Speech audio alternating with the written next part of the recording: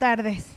Cadem Consultores les da la más cordial bienvenida al curso ISR de Personas Morales, el cual será impartido por el licenciado Efraín Ortiz Pérez, de quien me permitiría hacer un breve resumen de su trayectoria profesional. Es licenciado en Contaduría, egresado de la Facultad de Estudios Superiores de Cuautitlán de la UNAM. Cuenta con especialidad en Impuestos y Finanzas realizada en el Colegio Fiscal de México. Además, cursó la maestría en Administración de Negocios en la Universidad Latinoamericana, diplomado en Impuestos, en Sueldos, Salarios y Asimilables, diplomado también en Recursos Humanos. Cuenta con seminario en Tesorería y Contraloría. Es locutor del programa Velada Fiscal, transmitido vía Internet. Además, fue gerente editorial y capacitador en materia fiscal, financiera, laboral y de seguridad social desde el año 98 al 2016 en el Colegio Fiscal de México y actualmente se desempeña como gerente fiscal en GSG Mefintax Asesores SC. Bueno, como parte de las peticiones que les hacemos para que el curso se lleve sin interrupciones es que por favor activen su celular en modo silencio vibrar. Si tienen alguna llamada importante que contestar, les pedimos que lo hagan fuera del aula. Si tienen alguna pregunta o comentario, les pedimos que levanten la mano y esperen a que les hagan llegar el micrófono para que viertan su comentario. Esto para que las personas que nos acompañan en línea no pierdan el hilo del curso y no hagan a lo mejor más preguntas que para ustedes les parezca reiterativo el curso. Finalmente les pedimos que llenen la hoja de evaluación que les fue entregada junto con su material para que nosotros les podamos brindar el mejor servicio a ustedes. Por eso ponemos mucho énfasis en la hoja de evaluación, con el fin de que si tienen alguna pregunta o alguna cuestión que no les quedó clara hasta de la exposición, podamos atenderla posteriormente. Sin más, los dejo con el expositor, agradeciendo su presencia y deseando que esta sea una oportunidad de crear nuevos conocimientos. Bienvenidos, bienvenida. Muchas gracias. Nuevamente, buenas tardes. Pues vamos a platicar hoy acerca de las personas morales, las empresas, agrupaciones de personas físicas o más personas morales. Yo creo que aquí la mayoría está trabajando para una persona moral, salvo que trabaje por cuenta propia, ¿verdad? Sí, la mayoría, de hecho ya veo aquí ya la mayoría caras conocidas, nos hemos visto en algunas otras ocasiones. De cualquier manera, quiero escuchar un poco de ustedes, más que nada para saber en dónde están orientados, ¿sí? Su nombre y cuál es su área. Por favor, empezamos por aquí. Mi nombre es Ana Lilia Rivera, soy contador público y pues sí, efectivamente trabajo para una persona moral. Ok, sí. Muchas gracias. Mi nombre es Roberto Vélez, soy también contador público, también trabajo para una persona moral. Ok, gracias. Hola, soy Gloria León y igual gerente de contabilidad de una aseguradora. Una aseguradora. Ok. Y eso, las aseguradoras es un campo muy amplio y a veces complicado. Sí. Sí. Rompe con lo que aprendes en la escuela, ¿eh? Sí. Completamente. ¿Sí? Soy Roberto Isaac y también contador público, trabajo para una persona moral. ¿Una qué, perdón? Persona moral. Persona moral, ok. Un despacho. Un despacho, una sociedad civil.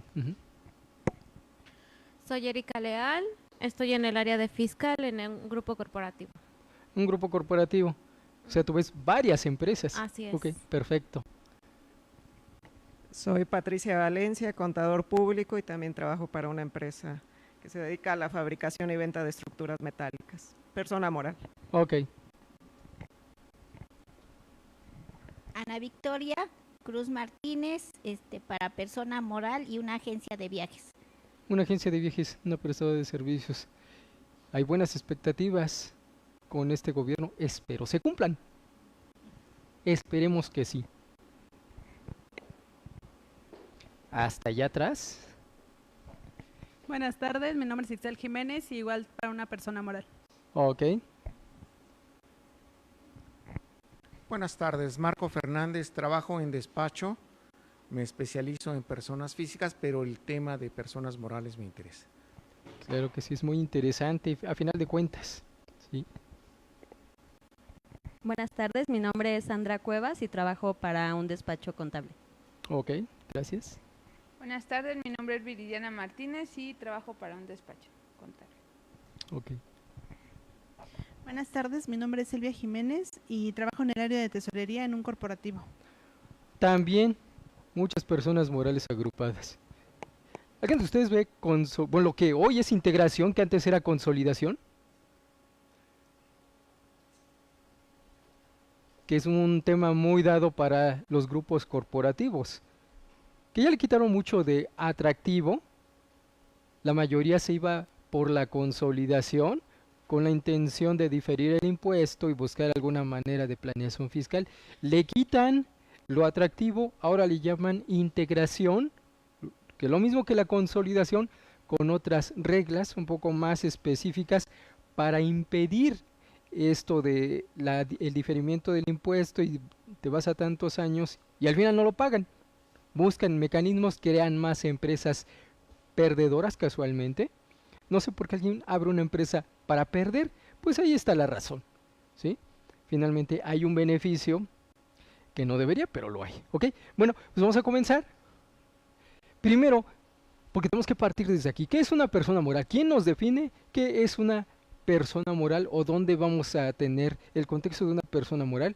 En la Ley General de Sociedades Mercantiles, ¿sí? Antes de irnos al tratamiento que le da la ley del impuesto sobre la renta, tenemos que ver dónde nace esta figura de las personas morales. Es el artículo primero de la Ley General de Sociedades Mercantiles y adicionalmente tendríamos lo de las sociedades cooperativas en la Ley General de Sociedades Cooperativas. Y esas son mercantiles. ¿Qué pasaría con un despacho? Sociedad civil. Código civil, ¿verdad? ¿Por qué el Código civil?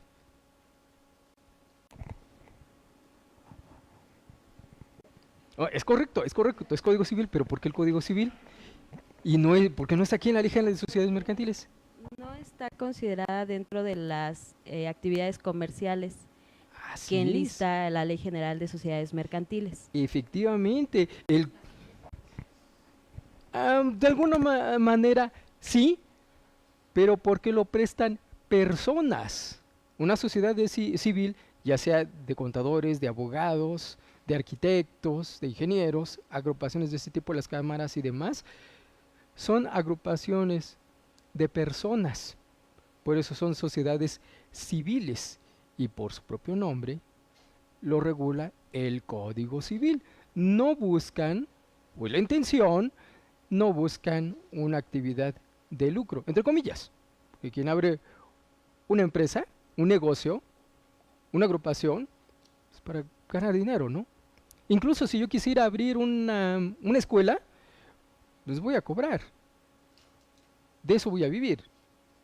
No como una actividad mercantil, que es ahí donde viene la palabra lucro, pero finalmente algo voy a tener, una remuneración de otro tipo, pero remuneración a fin de cuentas, ¿no? Entonces, es una sociedad civil, entonces la regula el Código Civil. Si es una sociedad mercantil, Ley General de Sociedades Mercantiles. Entonces, reconocido por la Ley General de Sociedades Mercantiles, está la sociedad de nombre colectivo, la sociedad en comandita simple, la sociedad de responsabilidad limitada, la sociedad anónima, que es por excelencia la que más abunda en el país, la sociedad cooperativa y la sociedad por acciones simplificada, ¿sí?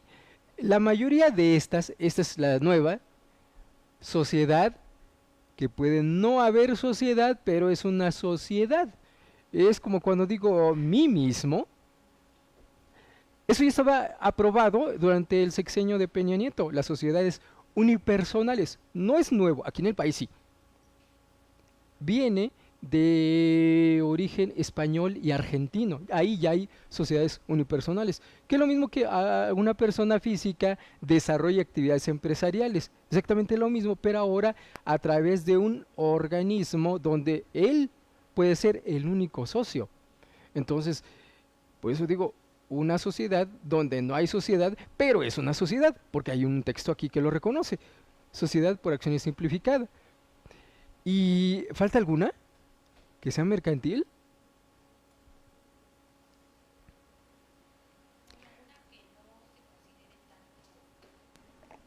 una sociedad, por ejemplo, la asociación en participación. Exacto, la asociación en participación.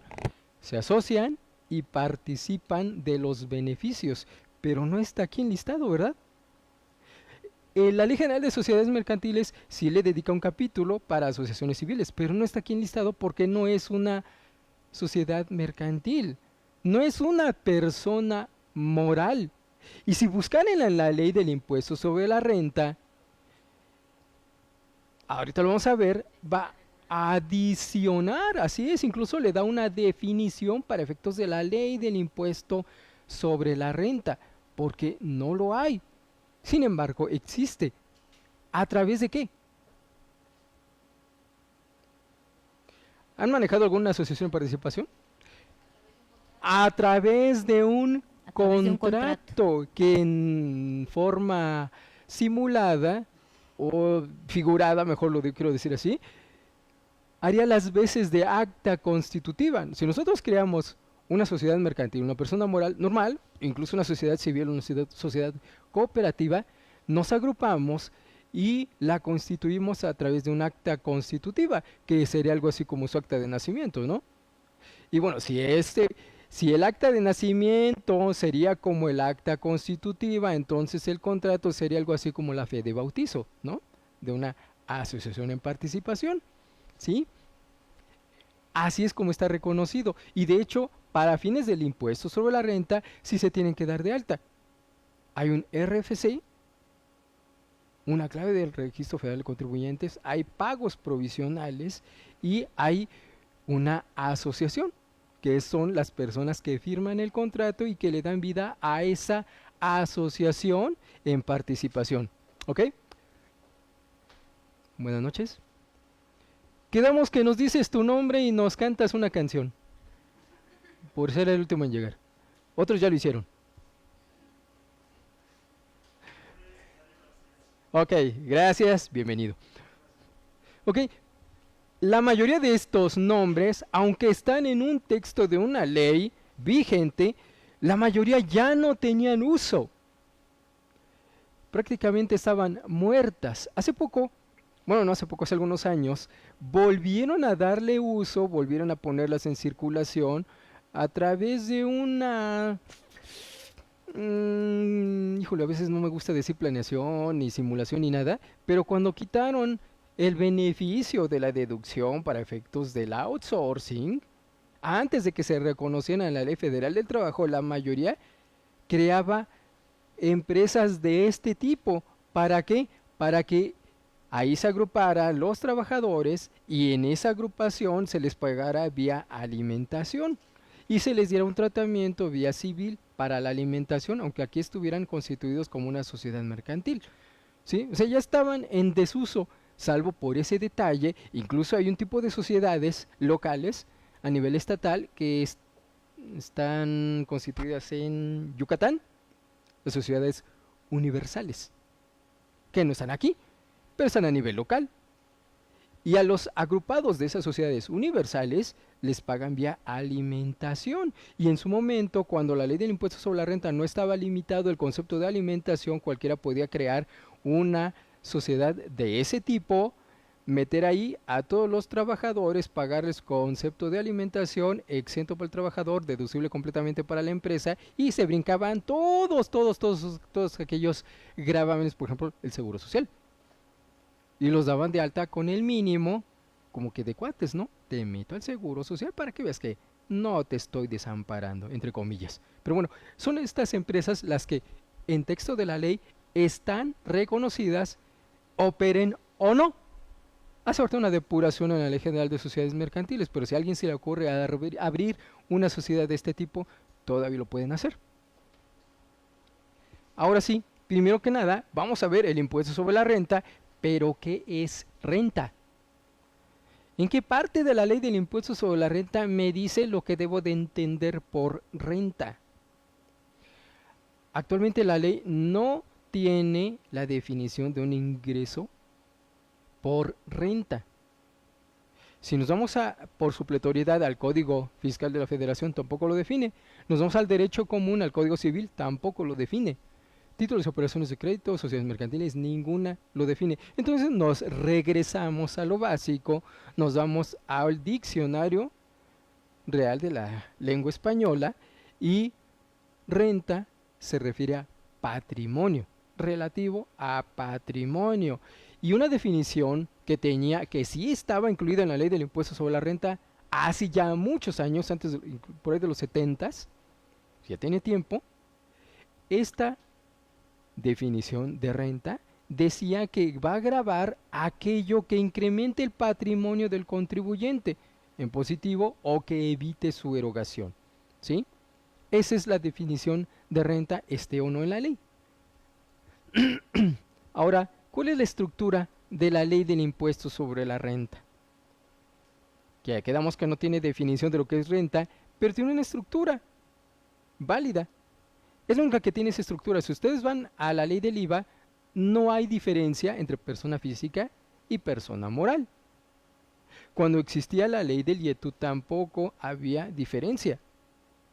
Si nos vamos a la ley del IEPS, que aún está vigente, tampoco hay distinción entre persona física y persona moral. Si estamos hablando ahorita de renta, tratándose de IVA, ¿qué grabaría? ¿Sobre qué iríamos? No es por el ingreso, ¿verdad?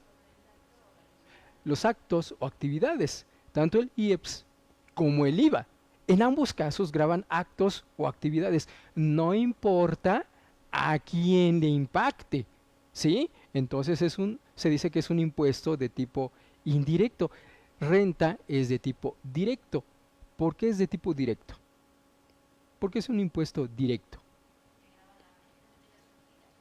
Así es, la capacidad contributiva de la persona obligada al pago. El IVA no. Por ejemplo, voy a hacer una comparación así muy risueña. Si yo me quisiera comparar con Carlos Slim, sus ingresos son inmensos, los míos no. Entonces, la capacidad contributiva es distinta, ¿no? Gana más, paga más. Gano menos, pago menos. Ahora bien, si para efectos del IVA, por ejemplo, ambos se nos ocurre irnos a comprar un BMW, a mí no me va a alcanzar en un pago, tengo que pedir un crédito, me van a dar a 36 o 48 mensualidades, pero me van a dar exactamente el mismo valor del automóvil y hasta me van a cargar intereses. A Carlos Slim no, lo puede pagar en el momento, pero el precio del artículo es exactamente el mismo, tanto para él como para mí. En el IVA va a ir sobre el valor del bien, no importando quién lo compre, quién tenga más dinero, ¿sí? Entonces, no tiene nada que ver con la capacidad contributiva de la persona, como lo es renta, ¿sí? Esa es la pequeña diferencia. Entonces, ¿en qué está dividido? Personas morales del régimen con fines no lucrativos, donde entrarían las sociedades civiles, asociaciones civiles, y cuáles otras, bueno, también asociaciones civiles dedicadas, como las religiosas, ¿no? Que tienen fines altruistas, generalmente. Después, título cuarto de las personas físicas. Y las personas físicas también están separados, ¿no? Por actividades, sociedades civiles y mercantiles, el régimen de incorporación fiscal y demás. Luego sigue el otro, residentes en el extranjero, igual aquí no importando si es persona física o persona moral, con el reconocimiento incluso de los tratados para evitar la doble tributación. Luego tenemos regímenes fiscales preferentes de las empresas multinacionales. Y por último, estímulos fiscales. Este año no hubo modificaciones a la ley del impuesto sobre la renta, aunque sí había muchas iniciativas. Si ustedes leyeron algo de las expectativas acerca de lo que los grupos parlamentarios proponían, había muchas. Yo creo que este año hubo más iniciativas que años anteriores. No sé si por el cambio de régimen y los que estaban en el poder ahora se convierten en oposición y ahora querían que todo fuera exento. Lo de la región fronteriza fue una propuesta de la mayoría de los partidos, con otra característica. Directo, el 20% en zona fronteriza para aquellos que radicaran ahí. Y lo que tenemos actualmente, pues prácticamente lo mismo. ¿De qué consiste? O más bien el beneficio es de una tercera parte de la tasa. O sea, si la tasa es el 30%, le quitas una tercera parte, te queda en el 20% aplicable en la región fronteriza. Con un tratamiento que da pesos más, pesos menos, pero en esencia es el 20%. Eso es lo que querían. Y la de la disminución de la tasa en un 8%, bueno, no disminución, más bien el acreditamiento, ¿no? En la reforma o en la iniciativa de reformas de los partidos, sí decía directamente tasa del 8% aplicable en la ley del IVA. Sí había una reforma a la ley del IVA. Ahorita, ¿cuál es la diferencia entonces? Pues que las facilidades, puede haber un año en que cambien y lo quiten. Y si se modifica la ley, así se queda. Entonces, cuando se emitió ese decreto que otorga estímulos fiscales, le dimos en la torre a todas las buenas intenciones. Ya no habría disminución del IVA, porque estaría sujeto a que en el próximo año o en algunos de los años siguientes lo puedan quitar y desaparezca ese estímulo. ¿Sí? Algo que es importante aquí para saber cómo nos vamos a ubicar con este impuesto, los elementos de la tributación. Todos los impuestos tienen los mismos elementos. El sujeto, que quien es el obligado al pago, el objeto sobre qué. La base es a qué le voy a aplicar la tasa o la tarifa, que es al final lo que tengo aquí. Todos los impuestos lo tienen. Los sujetos son en México personas físicas y morales. Y dice aquí, vamos a ver algo aquí. Residentes en México respecto de todos sus ingresos, cualquiera que sea la ubicación de la fuente de riqueza de donde procedan. Si yo tengo aquí un negocio en México y vendo aquí en el país, a lo mejor abro una sucursal en otro estado de la República, sigo vendiendo ahí, es la misma empresa con varias sucursales. Todo lo que yo obtenga en el país me va a causar un impuesto. Comienzo a exportar, me van a pagar del país donde yo haya hecho la venta. ¿Qué quiere decir esto que aquí? Lo que yo venda en el extranjero me va a dar también rendimientos, y esos rendimientos son causantes del impuesto sobre la renta. O sea, no por ser del extranjero no causa impuesto. Al final de cuentas lo hice aquí, aunque provenga del extranjero la remuneración. Y con esto además me voy a apoyar en una figura que son las partes relacionadas y los precios de transferencia.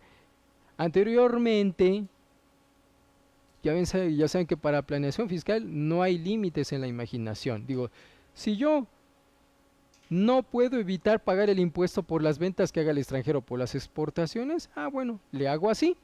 Abro una empresa constituida en el extranjero y le vendo. Y aquí pago el impuesto. Pero le vendo a precios muy bajos y allá lo doy al precio comercial. ¿Cuál es la intención? Que aquí baje el ingreso grabado y en el otro país se vaya toda la ganancia y allá la mantenga. Pues se dan cuenta aquí las autoridades y dicen, no, me doy cuenta que lo que me estás haciendo. Ahora me vas a hacer un estudio de precios de transferencia. ¿Qué es esto? Voy a comparar las utilidades o las ganancias o los precios que yo haya establecido con mi parte relacionada, porque ahí es donde me van a vincular, y lo voy a comparar con los mismos precios, ingresos y demás que yo le cargue a un cliente aquí en el país con el que no tenga parte relacionada. ¿Para qué? Para tomar el precio al que debía haberle vendido. O sea, aunque él se lo venda, no sé, en Islas Caimán, donde no hay impuestos, mando allá todo el ingreso, allá no paga impuestos o paga poco, y aquí también tributo poco. La autoridad me va a decir, no, con ese estudio de precios de transferencia, el producto que tú le vendes allá aquí me vas a reconocer el ingreso. Y entre lo que tú le vendiste y lo que debiste haberle vendido, reconoces ingreso y grábalo. Me vas a pagar un impuesto por esa diferencia. Esos son los estudios de precios de transferencia y la diferencia es el ingreso que me va a causar por querer jugarle al vivo y no pagar el impuesto aquí en el país. Y tiene consecuencias. Ahora vamos a ver qué pasa con la PTU, ¿eh? También. Entonces, no importa de dónde venga, lo que yo gane o cobre aquí en el país por mis exportaciones es un ingreso grabado aquí en el país. Pero ahora bien, si no quiero que la autoridad me amarre con los precios de transferencia, le digo a mi parte relacionada que venga aquí y aquí los venda y me evito el problema. Pues no, ahora resulta que un extranjero que venga aquí a vender en el país, a comercializar, y si la fuente de riqueza proviene de aquí en el país, aunque te lo lleves para allá, lo ganaste aquí, aquí me pagas el impuesto. ¿Sí? Dice aquí, residentes en el extranjero que tengan un establecimiento permanente en el país respecto de los ingresos atribuibles a dicho establecimiento permanente. Pero después me dice, pero si no tienes un establecimiento permanente en el país, pero de cualquier manera aquí obtuviste el ingreso, entonces también me vas a pagar el impuesto aquí en el país por esos ingresos. Dice aquí, residentes en el extranjero respecto a los ingresos procedentes de fuentes de riqueza situadas en territorio nacional cuando no tengan un establecimiento permanente en el país o cuando teniéndolo dichos ingresos no sean atribuibles a este, ¿sí? Entonces, de cualquier lugar del planeta de donde tú obtengas tus ingresos y estés aquí en el país, aquí me vas a pagar el impuesto. O de cualquier lugar donde te ubiques, pero los ingresos los obtienes del país, también me vas a pagar un impuesto. Solamente me quedaría una duda respecto a algo muy atípico. ¿Qué pasa con los astronautas que están en la estación espacial, que pasan 2 o 3, 4, 5 años allá? Y obviamente ganan. No, pues no están allá de gratis. Obviamente allí en la estación espacial no hay un Oxxo. No van a ir a la luna como para ir aquí al mercado y comprar y regresar. ¿No? Tienen que llevarles abastecimiento. Ahora bien, si no es territorio nacional ni territorio extranjero, está fuera del, no solo fuera del país, fuera del continente, fuera del planeta, ¿dónde tributan? ¿Cuándo lo harían? ¿No? Bueno, pues son casos contados y muy especiales. Sí, rompe con todo el esquema. Y esto es muy importante. Aquí hay una tesis que nos dice, primero la obligación de contribuir, pero dice aquí, es necesario que primero esté establecido por la ley, estoy hablando de los impuestos, segundo, sea proporcional y equitativo, y tercero, sea destinado al pago del gasto público, pero además exige que los elementos esenciales del mismo, que son el sujeto, objeto, base, tasa y época de pago, estén consignados de manera expresa en la ley. Entonces, todas las leyes, no importando qué contribución se refiera, qué contribución controlen, tienen que decir a quién, por qué y cuándo y en qué cantidad, ¿sí? Hay una tesis que así me lo establece. Y otra cosa, cuando ya hablamos del sujeto, ya supimos que, bueno, aquí en el país solamente hay personas físicas y morales, ¿no? Ahora, ¿qué es lo que me va a causar el impuesto? No es la utilidad, es el ingreso. Y hay una tesis que me dice, el objeto de este impuesto está constituido por los ingresos y no por las utilidades que tengan los sujetos pasivos del mismo. ¿Por qué no por las utilidades? Porque las utilidades ya viene aplicado en deducciones, ¿no? Y las deducciones son mecánica de cálculo. Entonces, lo que está grabando es el ingreso, ¿sale? La base gravable en este caso ahora ya cambia. Si hablo de utilidades estoy hablando de una base gravable, no del ingreso grabado, ¿sale? La base entonces, el resultado fiscal del ejercicio. ¿Y cómo lo obtenemos? Ingresos acumulables menos deducciones autorizadas menos PTU en el ejercicio. Ojo, no es una deducción de PTU, ¿eh? Estoy disminuyendo la de los ingresos, pero no estoy deduciéndola porque no está sumado en las deducciones autorizadas. Esto me da la utilidad o en su caso pérdida fiscal. Resto pérdidas fiscales de ejercicios anteriores y me va a dar un resultado fiscal. Y este sería mi base gravable. Si no tengo pérdidas fiscales, sigue siendo el resultado porque le resto 0 y tengo de todas maneras un resultado fiscal. Sobre ese resultado fiscal aplico mi tasa general del 30%.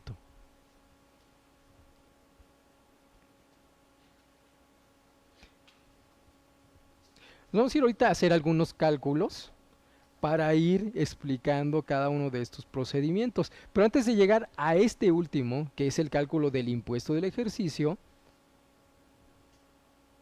tuve que haber pasado por muchas otras cosas. Esos ingresos acumulables, hay ingresos que no se acumulan, hay ingresos que están parcialmente acumulados, deducciones autorizadas, no todo el pago es deducible. Y no todos los pagos son totalmente deducibles, quizás sean parcialmente deducibles. Entonces, en este inter hay mecánicas de cálculo, incluso para el pago, esto de la PTU. En un mismo ejercicio yo puedo tener una PTU calculada, que es la que causé en el año, y otra PTU pagada, que es la del año pasado que pagué en este año y que tiene otro tratamiento. ¿Sale? Y también pérdidas fiscales. Entonces, cada uno de estos conceptos tiene un tratamiento que vamos a ir viendo a detalle. Vamos a ir explicándolo y vamos a ver el cálculo. ¿Está bien? Bueno, aquí está, en el caso específico del título 2, que son personas morales, está separado en los ingresos, cuáles sí, cuáles no, deducciones, cuáles son los requisitos, cuáles no son deducibles. Inversiones, las inversiones, ojo, aquí hay un detalle. Cuando nosotros hablamos en contabilidad, estamos hablando de activos fijos, ¿verdad? Cuando hablamos del impuesto sobre la renta, no hablamos de activos fijos. O bueno, nos vamos a basar en el concepto, pero en realidad es una inversión. Y no solamente son activos, son también cargos diferidos y gastos diferidos, ¿sí? Luego tenemos costo de lo vendido, ajuste por inflación. El ajuste por inflación puede entrar en los ingresos y en las deducciones, dependiendo de cómo se dé. Instituciones de crédito, seguros y fianzas, que las instituciones financieras.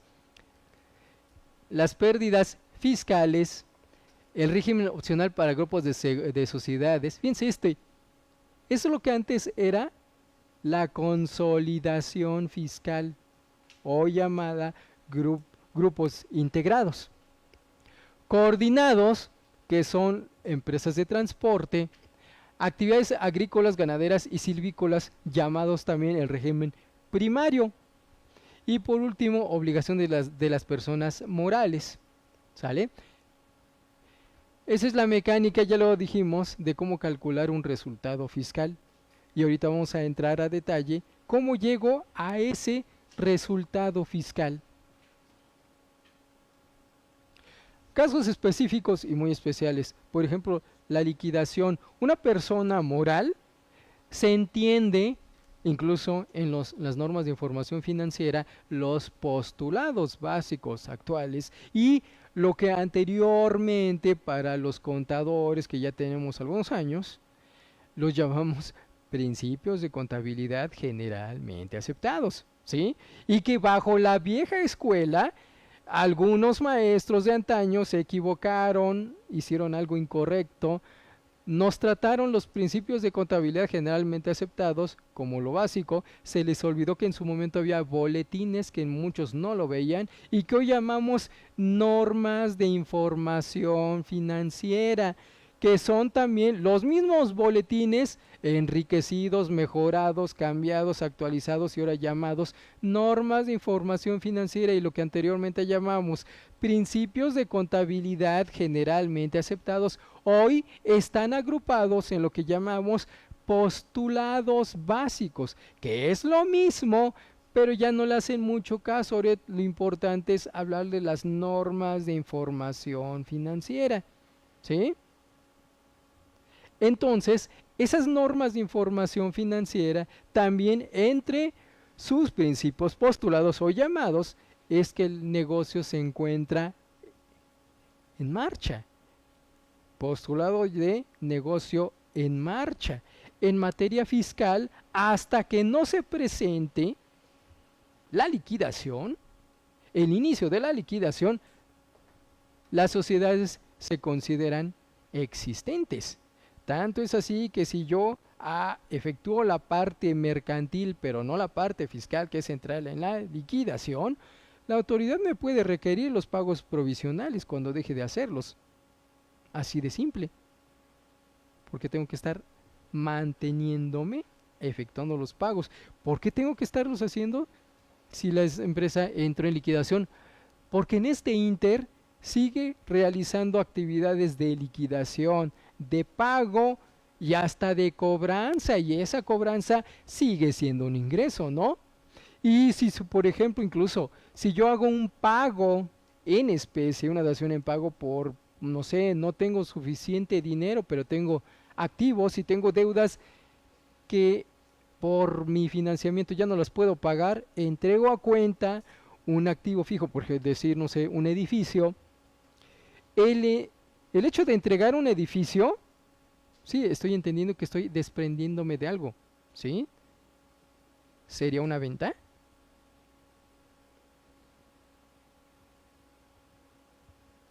Sí, haciendo un traspaso de propiedad, ¿no? ¿Sería una enajenación?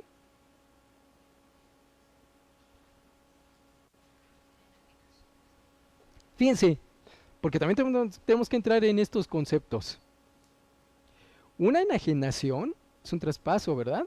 De la propiedad de algo. Cuando yo vendo algo, ¿hago un traspaso de propiedad? Sí, ¿verdad? Cuando yo, no sé, entrego a una empresa un activo porque voy a entrar como capitalista, también estoy haciendo una enajenación. Si yo le regalo algo al Teletón, que al final de cuentas es una donación, también es una enajenación. Pero ojo, entre una venta y una donación hay mucha diferencia, ¿verdad? Pero ambas son enajenaciones, solo que una que es venta es lucrativa y la donación no. Entonces tenemos que empezar a distinguir esos pequeños conceptos. La enajenación es un término amplio. La venta, donación, traspaso y demás son términos específicos. Entonces, una venta sí es una enajenación. Una donación también es una enajenación, pero no es una venta. ¿Sí? Por eso es que si yo entrego en pago un inmueble, es posible que tenga un ingreso. O cuando yo compro, ¿qué pasa? El lado contrario, yo compro, no me lo pagan, compro un inmueble, un edificio. Cuando yo compre algo, voy a erogar dinero, ¿no? Siempre que compre algo y es susceptible incluso de deducir o de depreciar, ¿no? Contablemente. Fiscalmente es deducción también en el caso de las inversiones. Ahora bien, si yo compro un edificio, ¿puedo tener un ingreso? Y estoy pagando por algo, ¿no? Pero puedo tener un ingreso, claro. ¿Por qué concepto? ¿Dónde estaría el ingreso si estoy comprando un edificio? No, pero el que lo está enajenando sería otro, pues yo lo estoy comprando. No estoy haciendo una enajenación, la enajenación la está haciendo la otra persona que me la está vendiendo, ¿no? Entonces, el que me lo vende está haciendo una enajenación, grabado el impuesto para él. ¿Y para mí? ¿Puedo tener un ingreso? La enajenación no la hice yo, porque yo lo estoy adquiriendo. ¿Pero puedo tener un ingreso? Bueno, se aumenta mi patrimonio, pero no no en positivo. Voy a sacar dinero para comprarlo. Entonces, ¿en dónde estaría dado ese ingreso? ¿Dónde? Eso es financiero. Contablemente a lo mejor sí. Fiscalmente. ¿Qué tal si lo compro por debajo de su valor comercial? O del avalúo. Un perito evaluador o un notario, quien le corresponda, me da la evaluación de un valor. Y voy a pagar, no sé, a lo mejor en el avalúo, el edificio, no sé, tiene un valor de 3 millones, pero yo pagué por él 2 millones. O sea, diferencia es un ingreso, ¿sí? Y es una adquisición, ¿no? Y yo no estoy haciendo la enajenación. ¿Quién lo está haciendo? La persona que me lo está vendiendo. Él va a pagar su impuesto por la venta. Yo voy a pagar por la ganancia, ¿sale? ¿Perdón? Pero contable, pero todavía no es realizada. No, no es realizada. Pero es lo fiscalmente, esa es otra cosa. Superávit. ¿Perdón? Tendría que meter en un superávit. Así es. Tendría otro tratamiento, ¿sí? Pero fiscalmente esa ganancia es causante del impuesto sobre la renta. No, porque como todavía no la realizo, no tendría que pagar en el momento todo impuestos. Eso sería para el caso del, ¿cómo se llama? Los terrenos. ¿Qué pasa con un terreno? Un terreno yo lo compro y no lo voy a depreciar, ¿verdad? No lo voy a deducir. Nunca hago una deducción por la compra de un terreno. ¿Cuándo? En la realización, efectivamente. Cuando yo la venda, al precio de venta le quito el costo fiscal y la diferencia, siempre que la venta sea mayor, va a ser un ingreso acumulado, la ganancia, ¿sí? Ahí, en ese caso hay una realización, valor de realización, efectivamente, ¿sí? Pero porque ahí es un artículo, un bien más bien, que no tiene deducción, hasta que lo venda, hasta que lo enajene, ¿sale? Entonces aquí, en esos casos específicos, una liquidación, por ejemplo, cuando una empresa entra en liquidación, a partir de este momento, tengo yo un ejercicio, ¿de qué tipo? Irregular, ¿verdad? Cierro mi ejercicio, presento declaración irregular y comienza otro ejercicio, pero un ejercicio de liquidación, ¿sale? Que va a ir cada que termine, ¿sale? Esos son los únicos distintos. Dice aquí al término de cada año de calendario. ¿Cuándo es el año de calendario?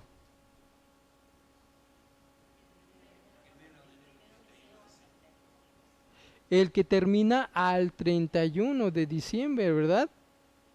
Porque un año son 12 meses, ¿no?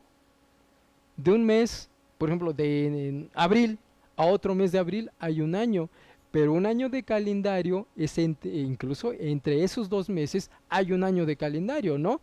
De abril al 31 de diciembre de ese año y el año siguiente hasta abril, ¿sí? Y ese abril incluso tendría otro ejercicio terminando al 31 de diciembre de ese año, ¿sale? Entonces, el año de calendario es todo aquel que termina al 31 de diciembre. ¿Por qué lo platico ahorita? Porque sí, en algunos casos en las leyes es específico el año de calendario, por ejemplo en la ley del IVA. Hay una opción para quienes tengan ingresos exentos y gravados de aplicar o la proporción acreditable del mes o la de la totalidad de ingresos del año de calendario del ejercicio anterior. ¿Han aplicado esa proporción de acreditamiento? Para aquellos que realizan actividades exentas completamente, todo el IVA que paguen no lo pueden acreditar. Para aquellos que realizan actividades completamente grabados, todo el IVA pagado es completamente acreditado, pero quienes desarrollen combinados actividades exentas y grabadas, el pago de IVA que no puedan identificar con actividades exentas y grabadas es parcialmente acreditable, ¿eh? En esos casos no lo pueden acreditar completamente, tienen que aplicar una proporción. Y esa proporción la calculan con los datos del mes o la proporción que determinen con los ingresos del año de calendario anterior. Incluso si estoy calculando el IVA del mes de agosto y yo opto por aplicar los del año del calendario anterior, sería todo lo que causé del 1 de enero al 31 de diciembre del 2018, ¿sí? Y esa proporción me va a servir para enero, febrero, marzo, abril, todo del año 2019, si así quise hacerlo, si así opté por la proporción del año de calendario anterior. O sea, no voy a hacer una proporción de enero a diciembre, luego otra de febrero a enero y la otra de marzo a febrero. No, es todo lo del año terminado en el 2018 de calendario, por eso termina el 31 de diciembre. Y el siguiente año, la última declaración será la del ejercicio de liquidación, incluir los activos de los establecimientos ubicados en el extranjero y se deberá presentar a más tardar el mes siguiente a aquel en que termine la liquidación, aun cuando no haya transcurrido 12 meses desde la última declaración. Es decir, que si mi liquidación terminó en el mes de febrero, por ejemplo, en este mes de marzo tendría que presentar la declaración de liquidación, ¿sale? Son casos muy específicos. Ahora sí, ¿qué es un ingreso acumulable? En el impuesto sobre la renta yo puedo tener ingresos acumulables e ingresos no acumulables, que no son lo mismo que exentos, ¿eh? Es distinto. Por ejemplo, para meterme en contexto y hacerlo un poco más específica la clasificación de ingresos, una persona física puede tener ingresos objeto e ingresos no objeto, ¿verdad? ¿Cuál es la diferencia de los ingresos objeto y los ingresos no objeto? Hablo de personas físicas.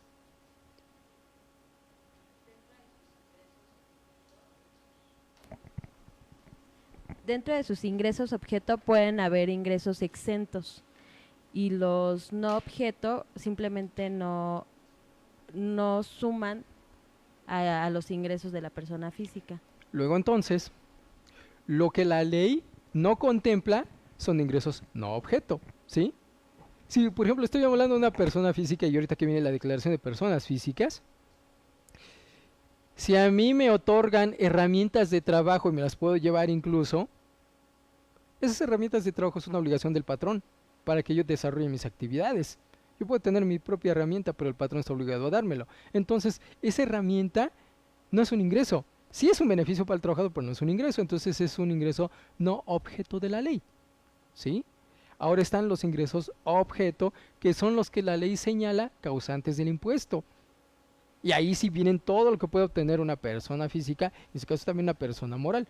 Ahora bien, los que son objeto están separados en gravados y exentos, ¿no? Esos son más fáciles de separar. Por ejemplo, clásico, un salario no tiene parte exenta, es completamente gravado. El aguinaldo tiene una parte exenta y una parte gravada, ¿verdad? Ya vieron cómo hay una diferencia, es un gravado, exento o acumulable.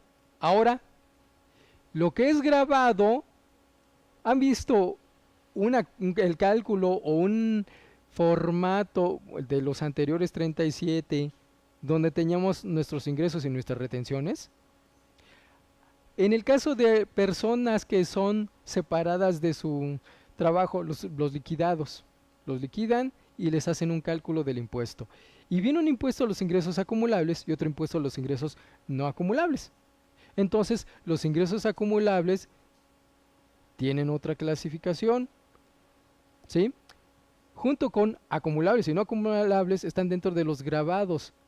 Un ingreso no acumulable sí está gravado, pero con otro tratamiento, ¿sí? ¿Cómo calculan una liquidación? El impuesto cuando van a pagar una liquidación a un trabajador. Hay que separar ingresos acumulables e ingresos no acumulables, ¿sí? Y van a calcular un impuesto por cada concepto y al final lo suman y lo anotan en su forma 37, ¿sí? Ahora aquí, estos ingresos de personas morales, primero que nada me dice cuáles son los ingresos. Y los ingresos, dice aquí, fíjense lo que le estaba diciendo hace rato, las personas morales residentes en el país, incluida la asociación en participación, ¿Por qué dice incluida? Quiere decir que antes no estaba ahí, ¿verdad? Por eso, personas morales, y esta inclúyelas. ¿Por qué? Porque donde los encuentren, donde está la definición de personas morales, no está la asociación en participación, asociación en participación. Entonces la ley dice, como estos no están dentro de las personas morales, tú inclúyelos, ¿sí? Y a todos esos, dice aquí, acumularán la totalidad de los ingresos en efectivo, en bienes, en servicio, en crédito o de cualquier otro tipo que obtengan en el ejercicio, inclusive provenientes de sus establecimientos en el extranjero. ¿Sí? Entonces, aquí ya generaliza personas morales legalmente constituidas y súmale las asociaciones en participación, que como no son personas morales, si te quieres pasar de vivo, los excluyes. Por eso, antes de que se te ocurra, yo te digo que estos también los sumes a las personas morales y consideres todos sus ingresos en bienes, en efectivo, en servicios, incluso a crédito. Y luego dice aquí, el ajuste anual por inflación acumulable es el ingreso que obtienen los contribuyentes por la disminución real de sus deudas. ¿Por qué dice disminución real de sus deudas?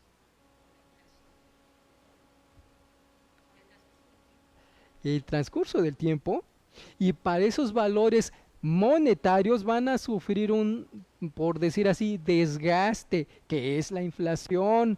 El poder adquisitivo del dinero disminuye. O sea, yo realmente, cuando pague en monetario, por ejemplo, no sé, yo debo 100,000 pesos en octubre, contraté la compra, voy a pagarlo en marzo.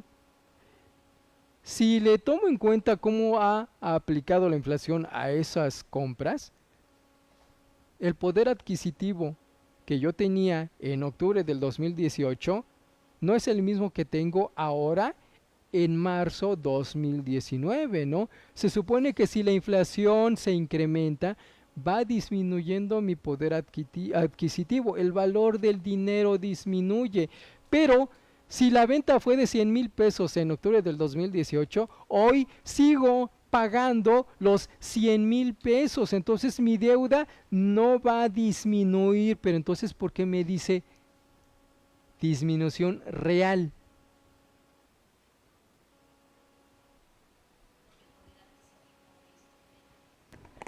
Lo real es un término que no está definido en la ley del impuesto sobre la renta, pero el término real se refiere a la aplicación de la inflación.